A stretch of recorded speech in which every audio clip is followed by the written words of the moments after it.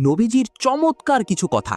কথাগুলো ভালো লাগলে চ্যানেলটিকে সাবস্ক্রাইব করবেন এবং নবীজিকে ভালোবাসলে ভিডিওটিকে শেয়ার করে দিবেন। একটা রাত, একটা গুহা, আর এমন এক ঘটনা যা পুরো পৃথিবীর ইতিহাস বদলে দিয়েছে। আপনি কি জানেন প্রথম ওয়াহি নাজিল হওয়ার মুহূর্তটা কেমন ছিল? নবীজি মুহাম্মদ সাল্লাল্লাহু আলাইহি ওয়াসাল্লাম প্রথমে সত্য স্বপ্ন দেখতে শুরু করলেন। যা দেখতেন তা ভোরের আলোর মতো স্পষ্ট হয়ে যেত।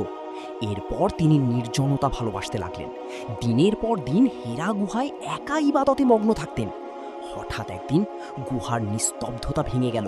এক ফেরেশতা এসে বললেন, পড়ুন। নবীজি সাল্লাল্লাহু আলাইহি ওয়াসাল্লাম বললেন, আমি পড়তে জানি না।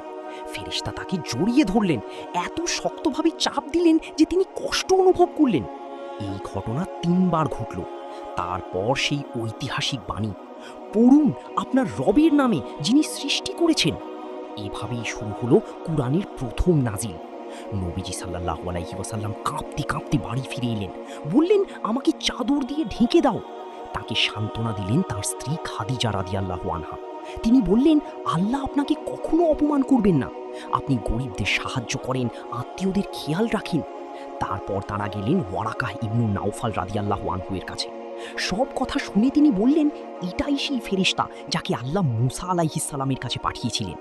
এটা শুধু একটি ঘটনা নয়, এটাই ছিল হিদায়াতের সূচনা। মানুষ দেখে ভয় আর কষ্ট, আর আল্লাহ তাআলা শুরু করেন সত্যের আলো।